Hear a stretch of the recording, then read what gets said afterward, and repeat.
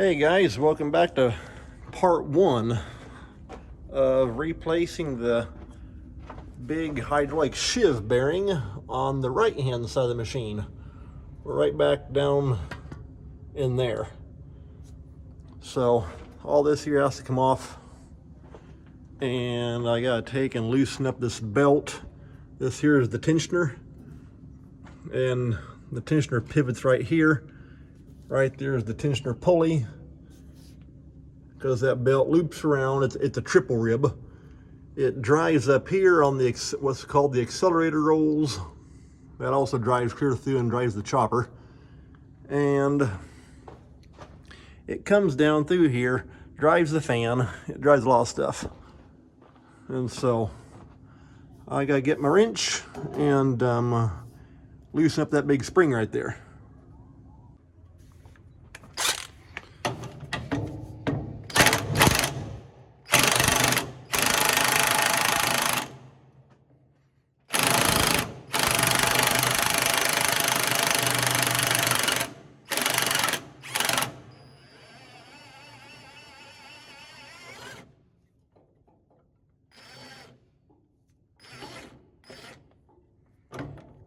Okay, that's got the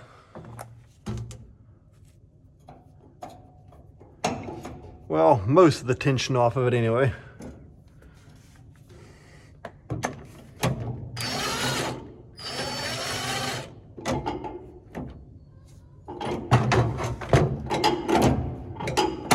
Okay, that lets the idler drop down. Just got the belt loosened up, so we're good to go on that end. Okay, next step, take off this hydraulic line. And when you do that, you want to make sure you have all the pressure off of it. And which means this part down here widened up as far as possible. And I've already got that, because actually the way this works, the back part of the sheave is what moves in and out. This part here is actually fixed. This here does not move. The back part is what moves in and out as the oil pushes in behind it, and or when you release the oil, this goes back that way in and slows it back down. So we're going to take this hydraulic line off. That's just a simple hydraulic swivel. Screws in right there, and then it swivels inside or spins inside that housing.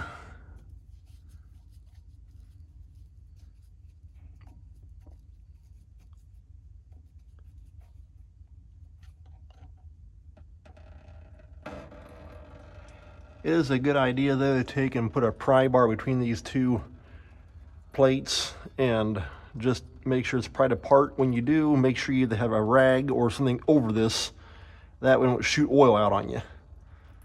And so we're just going to take and lay this off the side. That way it's out of the way, back over that way. And we'll let that oil drain out in the bucket. Same thing here. When you go to pull this faceplate off, just take and put, in fact, you can see that there's actually a mark right there. And I do not see one inside here. I might have rubbed it off when I was wiping it out. But that way when you put it back on, you just line those marks up, you're good to go. And because here, probably about maybe 2 years ago, I actually had to put a new belt on, and so that's probably why it's marked. And we're just off right there. It's gotten rubbed off. I'll put another pencil mark on that spot right there. Okay, I've got that marked on the inside. That way you just put it back on, line the marks up, you're good to go. Now, I'm ready to take this ring of bolts here out, and now let this outer plate come off. I have actually done this on the R72 over there, and it is the same way, only just a little smaller. This big jam nut on that one actually holds the outer plate on. But with this here being bigger, you have a ring of bolts that actually hold the plate in place.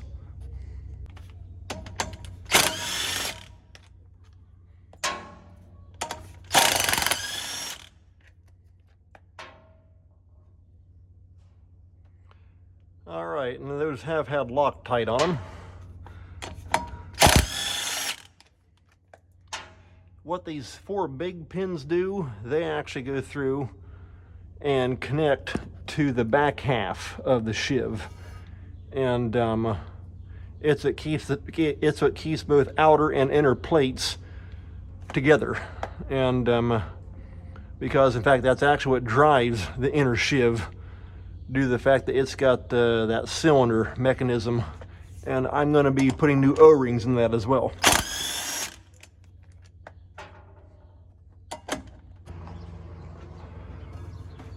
Now, in theory, that should just pop off. However, you get dirt around these right here, so I'm going to have to take and play with it, and or put my big puller on and pop it off that way, because the thing is actually a little bit of a ring inside there as well, where it's actually kind of stuck on. Yeah, I don't want to budge.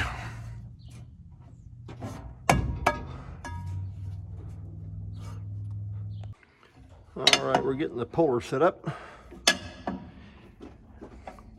One quick thing to note,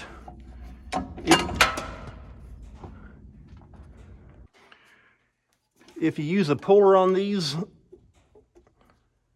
make sure you use one of these little pilot deals. That way it actually just sticks into the end of that bolt hole where that swivel goes, and then that way you don't mess your threads up. So, okay, I've got the puller on, and like I say, it won't take much to get the thing to pop off there, because you can see it's got dirt in here around these pins, and that's just kind of got stuck on. Let's see what happens here.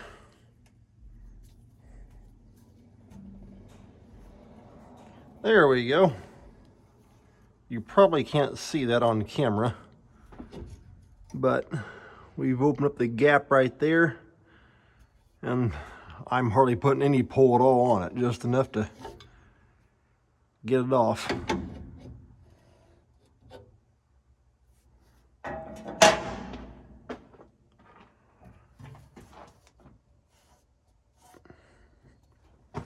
Okay, and these pins here are beginning to pull through like they should.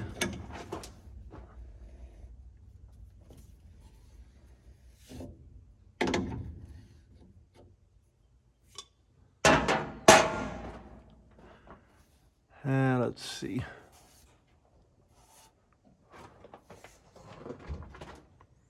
Yeah, you probably can't see up in behind there too well.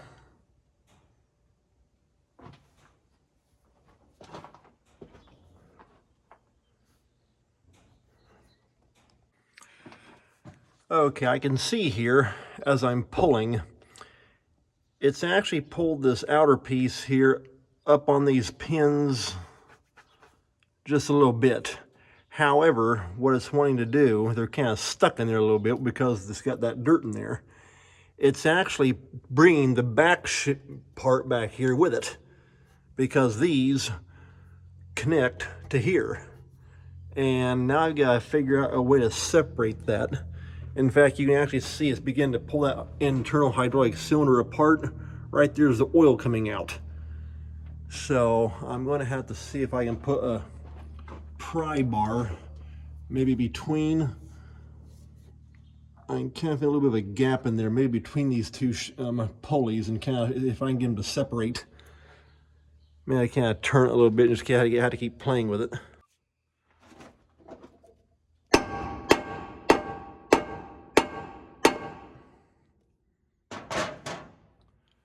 Okay, what that's done is kind of shoved the back half back in a little bit. And because this has got to come off first.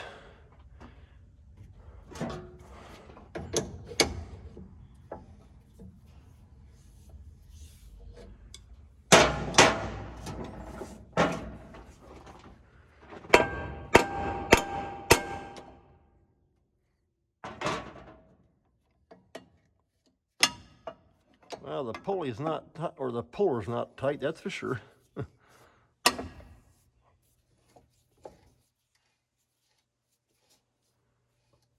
Okay. In fact, actually turning that by hand is beginning to now separate the front half from the back, which is what I want.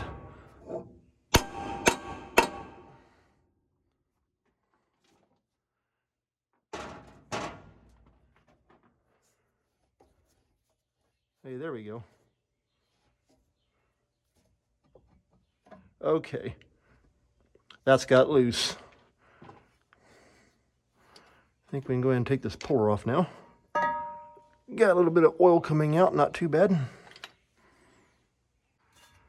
Let's see here, I can now wiggle this by hand. Like I say, it gets that dirt in there, and it can't hang. So, there we go. I can tell you one thing, it's got some weight to it. Finally. All right, there's what it looks like on the inside. And like I say, the front half here is stationary because this is connected to the big shaft, which is right there with threads on the end. That's a big lock nut. This inner piece is what moves in and out from the hydraulic oil. So we'll go ahead and lay that thing down, dump the dirt out of it.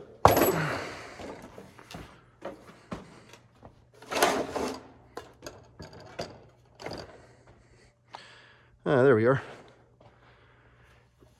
And as far as doing any kind of rebuild to this part, there's nothing. It's just a big pulley.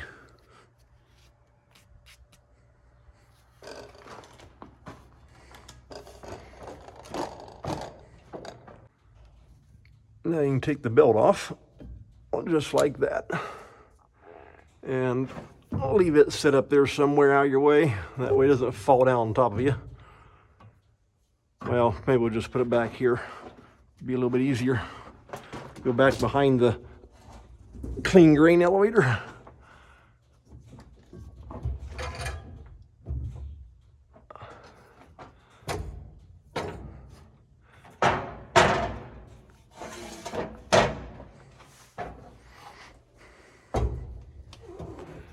Like I say, that goes up and drives your top rotor. Big pulley up here. Ouch. Actually, that thing, oh, no wonder why it's in low gear. I was going to say, well, it's turning awful easy. The gear shift is actually over in low. That's why it's turning so easy. And so, like I say, just want to take and get this belt out of your way. Something about like that, and that'll work. It just gets it back there, out of your way. Problem solved. Maybe. Because here, actually, just not too long ago, a guy posted a picture of the same setup. It might have been on an R72, and if I remember right, I think somehow the big shaft itself, I think the bearing might have actually went out, and whoever it was, or it might have been a hired hand running it, just kept on running the thing, and this part here was literally just sitting down in here because it had literally ground the shaft in two somehow, or broke the shaft or something. I'm not sure how you do that, but yeah, there it was because you could see the ground off end of what was left of the shafts just kind of sticking through the wall of the combine. So that's why it's best off just taking and put new bearings in. Done deal. Now, okay, there's that part.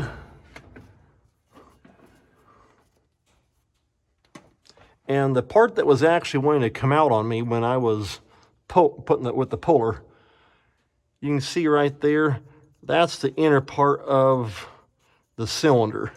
And so like I say, that this part here is what comes out, well, out and then back in as you increase or decrease the oil pressure on that internal cylinder. And so probably can't really pull it out too well by hand. But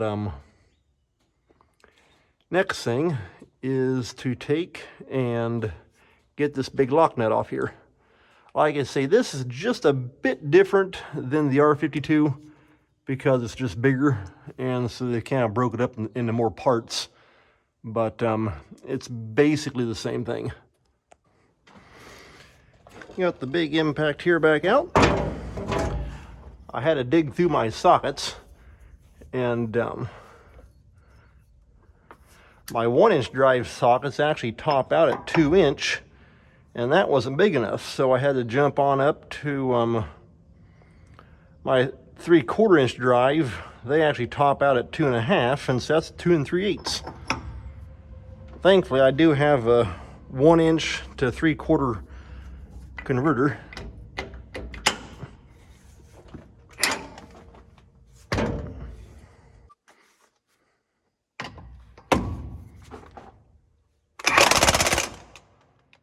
Well, that just freewheeled. Huh. Let's see here. I may actually have to take and retighten that back belt. That way it holds it. I never thought about that, about just wanting to freewheel like that, but let's just do that instead. We'll tighten that back belt down. It'll hold that thing from turning. Okay, I just tightened that back belt down. Let's see what happens now. There we go.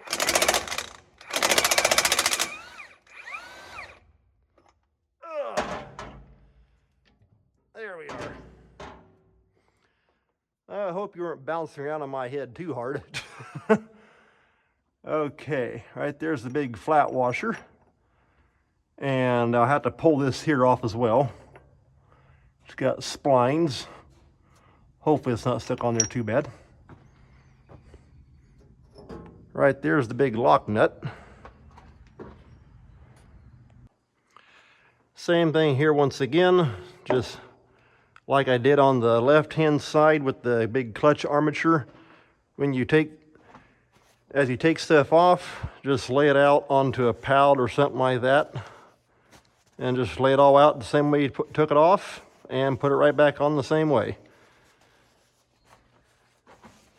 And right there's the big washer. Now that thing is not directional, but we'll just lay it down on top of the big lock nut like that also.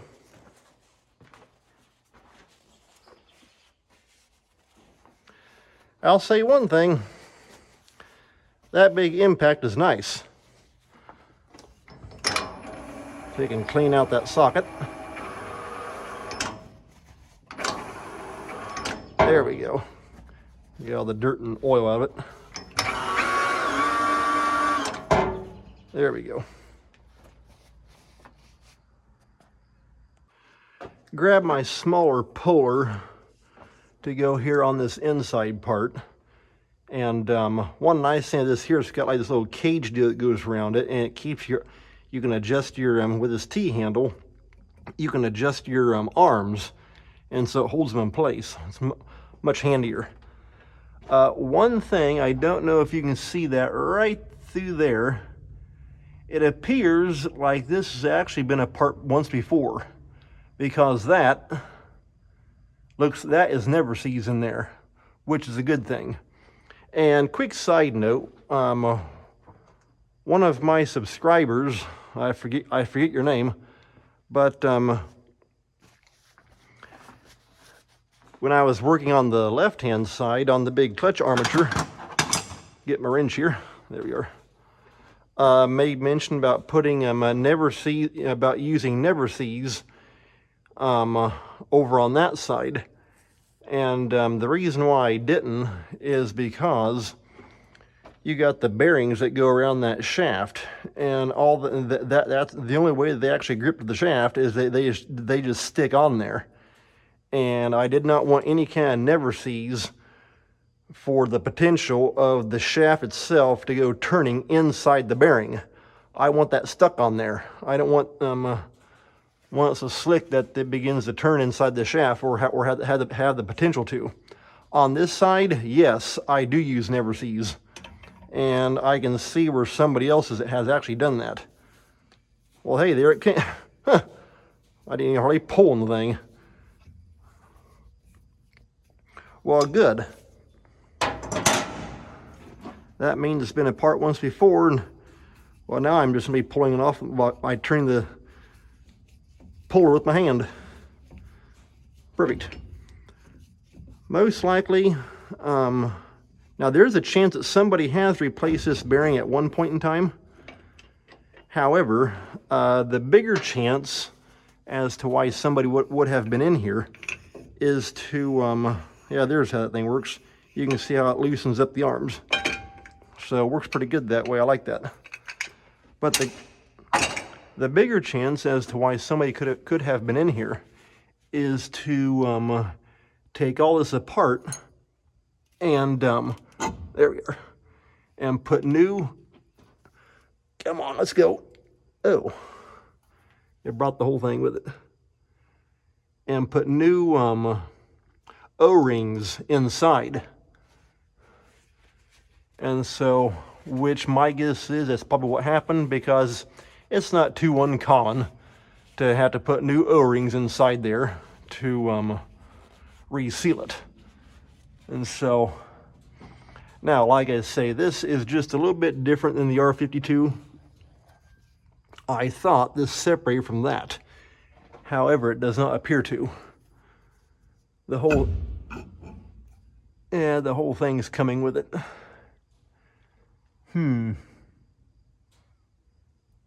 I mean, which is good. That means it's not froze on there, because I have heard of that happening before. And like I say, that's where you definitely want to use your never sees.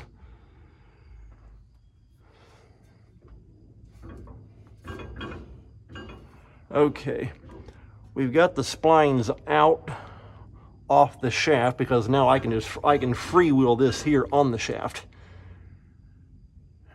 Now I just got to figure out a way to get that thing down off there. Man, I have to do a little jockeying with the forklift.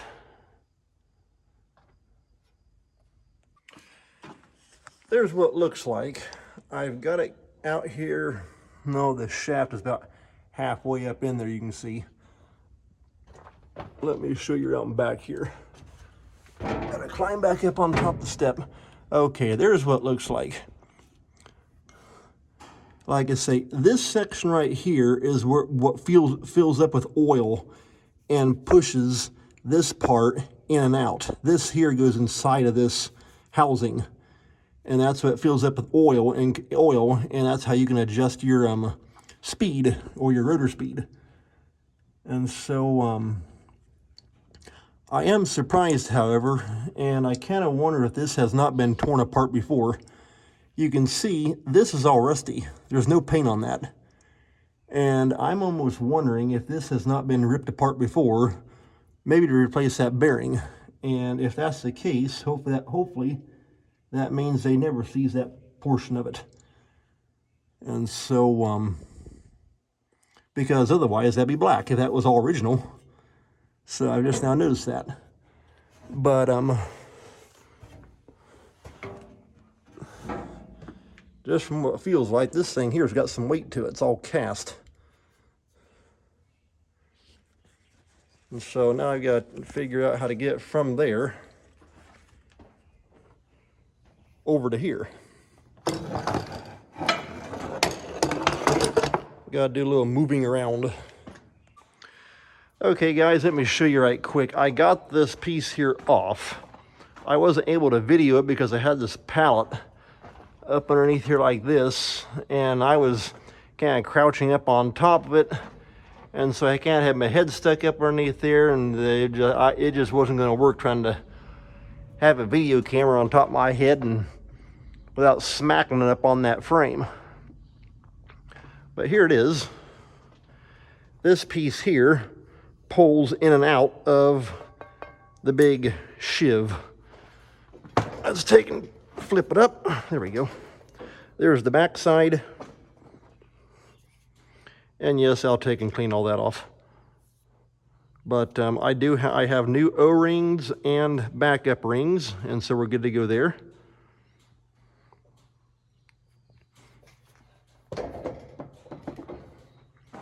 That's not yet. Next is getting this piece here off. And Hopefully that won't come off too awful bad, because like I say, this area right through here is what fills up with oil and pushes that, well, that back piece in and out. And so hopefully those splines, since they always run on oil, they shouldn't be froze up. But I got to take and now re-loosen this spring on this tensioner on that belt and get the belt off. And so I'm going to grab my impact and do that. Like I say, I kind of wonder if somebody else has a previous owner and or dealer hasn't been in here before and had that apart. Now that I see that this has been never seized back together. And like I say, either they redid the bearing and or they put new O-rings inside of it. And with that not having any paint on it at all, kind of makes me wonder if that's not either been replaced at one point in time, or if they didn't have to take and kind of heat that up to get a pop off there. Okay, I just took this belt off because it, like I said, it does a lot of looping around and under and everything. And now we're ready to get this pulley off. Well, that was easy. Okay. Right back there's another O-ring.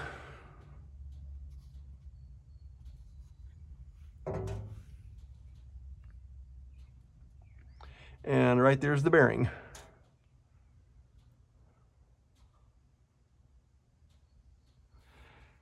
Because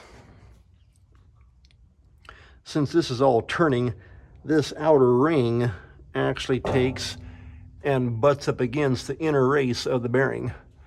Okay, and you know what? Just looking at that, I'm going to venture and say that has been replaced. That looks like that bearing has been replaced on there. And so now I looked in the book because the previous owner had written down a lot of different things that they had done to this machine. In fact, it actually showed that they had bought it back in 2008. And however, this is not noted. And so either they forgot to write it down, and or possibly the first owner that bought the machine knew, because we are third owner on it. And so it could have been the first owner that had that new bearing put in. I don't know. That sure does look like that does not look original. Okay, guys, tell you what, I think I'm going to call this an end to part one, and that's got the sheave all taken off and everything. And part two, I'm going to start working on getting that bearing out of there. And of course, I'll be showing you as far as putting the O-rings and that kind of stuff in. So take care. Thanks a lot for watching. We'll see you in part two.